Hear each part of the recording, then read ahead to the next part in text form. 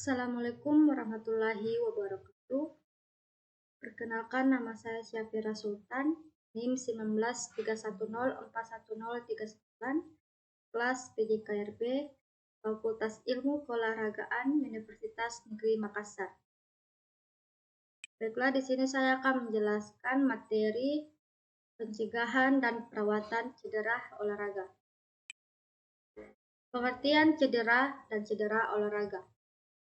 Cedera merupakan suatu kejadian yang datang secara tiba-tiba, baik saat melakukan aktivitas sehari-hari maupun saat berolahraga. Semua aktivitas fisik berpotensi menimbulkan cedera. Semakin tinggi aktivitas fisik yang dilakukan, maka potensi terjadinya cedera juga semakin tinggi. Cedera olahraga adalah segala macam cedera yang timbul pada saat latihan ataupun pada waktu pertandingan ataupun sesudah pertandingan. Cedera tidak hanya terjadi pada saat berolahraga, namun pada saat pembelajaran penjasorkes. Cedera akan selalu membayangi, terlebih pada materi yang relatif lebih berat seperti senam lantai. Cedera pada anak dapat berupa cedera yang tidak sengaja. Seseorang melakukan olahraga dengan tujuan untuk mendapatkan kebugaran jasmani, kesehatan maupun kesenangan, bahkan ada yang sekedar hobi. Sedang atlet baik amatir dan profesional selalu berusaha mencapai prestasi sekurang-kurangnya untuk menjadi juara, tidak menutup kemungkinan akan mengalami cedera. Cedera olahraga apabila tidak ditangani dengan cepat dan benar dapat mengakibatkan gangguan atau keterbatasan fisik, baik dalam melakukan aktivitas hidup sehari-hari maupun melakukan aktivitas olahraga yang bersangkutan. Bahkan bagi atlet, ini bisa berarti istirahat yang cukup lama, atau bahkan harus meninggalkan sama sekali hobi atau profesi itu. Oleh sebab itu, dalam penanganan cedera olahraga harus dilakukan secara tim yang multidisipliner. Pendidikan jasmani olahraga dan kesehatan merupakan pendidikan melalui aktivitas yang bertujuan untuk membantu pertumbuhan fisik dan perkembangan pada peserta didik. Penjasorkes mempunyai karakteristik yang berbeda dari mata pelajaran yang lainnya, karena membutuhkan ruang yang lebih luas dan menuntut aktivitas fisik yang lebih dari mata pelajaran yang lain. Pembelajaran ini seringkali berada di luar kelas yang membutuhkan alat dan fasilitas yang banyak juga. Namun sering terjadi juga justru dari alat dan fasilitas itulah potensi cedera terjadi. Cedera adalah kerusakan fisik yang terjadi ketika tubuh manusia tiba-tiba mengalami penurunan energi dalam jumlah yang melebihi ambang batas toleransi fisiologi atau akibat dari kurangnya satu atau lebih elemen penting seperti oksigen. WHO 2014.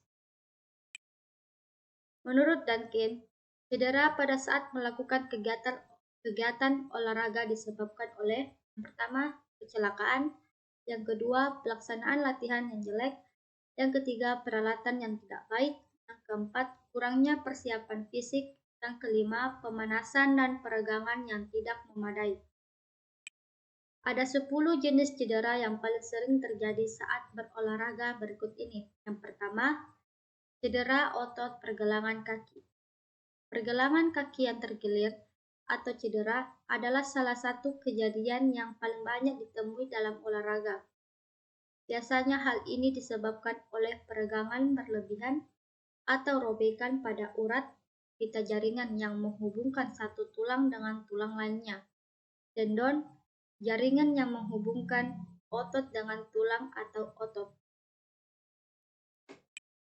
Yang kedua, cedera tulang kering. Cedera tulang kering atau sincipits terjadi karena peradangan pada otot dan bisa terjadi pada siapapun. Umumnya cedera tulang kering terjadi saat Anda berlari atau melompat. Penyebab yang paling sering ditemui adalah ketika Anda meningkatkan intensitas aktivitas fisik secara tiba-tiba, misalnya mempercepat laju jogging untuk meredakan nyeri, kompres betis dan tulang kering dengan es dan biarkan selama beberapa menit. Yang ketiga, nyeri pinggang. Biasanya rasa nyeri akan muncul di bagian pinggang atau punggung bawah. Nyeri ini bisa disebabkan oleh banyak hal, seperti saraf terjepit, tendon, atau otot sobek, dan herniated disc. Ini adalah tanda bahwa olahraga yang sedang Anda jalani sudah terlalu berat bagi tubuh Anda, dan Anda membutuhkan istirahat. Anda bisa mengobati sendiri nyeri pinggang ini dengan cara beristirahat dan memberikan kompres es. Yang keempat, cedera bahu. Bahu adalah bagian yang rawan cedera apabila Anda melakukan olahraga seperti berenang, push up, bulu tangkis, atau bisbol, di mana sendi bahu menjadi tumpuan pergerakan lengan Anda. Pergerakan sendi bahu yang berulang-ulang secara intens akan menyebabkan otot-otot bahu kelelahan dan membengkak atau sobek. Ketika Anda mengalami cedera ini, hentikan pergerakan pada lengan dan bahu Anda untuk meredakan nyeri. Kompres bagian bahu yang terasa sakit dengan es dan diamkan selama 15-20 menit. Yang kelima, kram otot.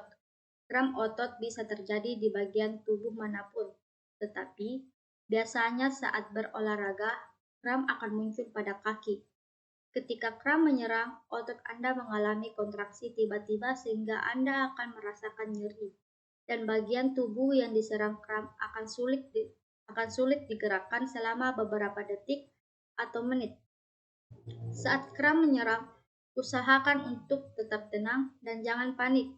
Lakukan peregangan ringan pada bagian yang kram dan pijat dengan lembut sambil terus Anda gerak-gerakkan. Yang keenam, cedera lutut. Cedera lutut sering terjadi pada atlet lari, sepak bola, basket, voli, dan olahraga cabang atletik yang banyak bertumpu pada lutut. Biasanya ditandai dengan rasa nyeri pada tempurung lutut yang disertai dengan bunyi seperti retakan atau patahan. Menyembuhkan cedera lutut butuh perawatan yang intens. Anda sebaiknya beristirahat total agar lebih cepat pulih. Posisikan lutut agar selalu terangkat, misalnya dengan mengganjal pakai bantal tinggi saat Anda berbaring. Yang ketujuh, cedera siku. Cedera siku terjadi karena peradangan otot yang terus-menerus digunakan untuk bergerak dan menahan beban. Anda pun akan merasakan sakit ketika menggerakkan dan mengangkat lengan atau tangan.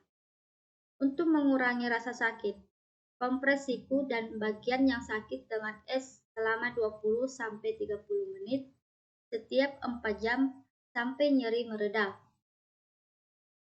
Yang kedelapan, cedera Achilles tendon. Jenis cedera olahraga ini biasanya terjadi pada otot tumit hingga betis. Anda akan merasakan nyeri pada tumit atau betis yang disebabkan oleh robeknya tendon. Umumnya cedera tendon Achilles akan pulih dengan sendirinya setelah Anda mengistirahatkan kaki. Namun untuk meredakan nyeri, Anda bisa mengompres dengan es dan mengangkat tumit lebih tinggi. Yang kesembilan, cedera hamstring. Saat Anda merasakan sensasi nyeri seperti otot Anda ditarik pada bagian belakang paha, ini berarti Anda mengalami cedera hamstring. Jenis cedera olahraga ini bisa melukai siapapun dan biasanya terjadi karena kurang pemanasan, otot yang kelelahan, dan gerakan yang tiba-tiba. Menangani cedera hamstring mirip dengan cedera otot lainnya. Cukup kompres dengan es dan istirahatkan selama beberapa saat. Yang 10, gegar otak. Gegar otak biasanya terjadi karena benturan trauma pada kepala yang melukai pembuluh darah dan saraf otak. Akibatnya, Anda akan mengalami berbagai gangguan seperti pusing, penglihatan berkurang, muntah-muntah, dan hilang kesadaran. Materi berikutnya ialah metode RES, cedera ringan atau cedera jaringan lunak. Cara penanganan atau pertolongan pertamanya ialah menggunakan metode RICE. Metode RICE dapat membantu penyembuhan jaringan setelah mengalami cedera dan mencegah cedera lebih lanjut. Yang pertama ialah rest. Segera istirahatkan bagian cedera. Diistirahatkan adalah tindakan pertolongan pertama yang esensial penting untuk mencegah kerusakan jaringan lebih lanjut. Istirahatkan bagian tubuh yang cedera selama 2-3 hari untuk mencegah cedera bertambah parah dan memberikan waktu jaringan untuk sembuh. Yang kedua, ice. Lakukan kompres dingin. Kompres dingin menggunakan es pada area yang terkena cedera. Suhu dingin pada es mampu membuat area cedera lebih kebal dari rasa nyeri, sehingga mengurangi keluhan nyeri dan pembekakan pada jaringan yang rusak. Yang ketiga, kompresen. Balut atau perban. Kompresen adalah pemberian penekanan kepada jaringan yang mengalami cedera. Penekanan dilakukan bersama-sama dengan pemberian metode ice atau kompres dingin. Yang keempat, elevation. Lakukan peninggian pada bagian cedera. Elevasi atau mengangkat bagian yang cedera dapat membantu untuk mengurangi pembengkakan dengan bantuan gravitasi. Jika memungkinkan, disarankan agar pengangkatan dilakukan lebih tinggi dari jantung untuk memudahkan aliran darah balik ke jantung. Materi berikutnya ialah cedera jaringan keras. Cedera jaringan keras terdiri dari dislokasi dan fraktur. Cedera jaringan keras terjadi pada tulang atau sendi dapat ditemukan bersama dengan cedera jaringan lunak. Proses penyembuhan kurang lebih sama dengan proses penyembuhan jaringan lunak, diawali oleh terbentuknya hematoma, lalu diikuti oleh terbentuknya pembuluh darah baru, dan seterusnya hingga terbentuk kembali tulang seperti semula. Walaupun proses ini membutuhkan waktu yang lebih lama. Jaringan keras yang pertama ialah dislokasi. Menurut Ronald P. Pfeffer, dislokasi adalah terlepasnya sebuah sendi dari tempatnya yang seharusnya. Dislokasi yang sering terjadi pada olahragawan adalah dislokasi bahu, sendi, panggul. Karena bergeser dari tempatnya, maka sendi menjadi macet dan terasa nyeri.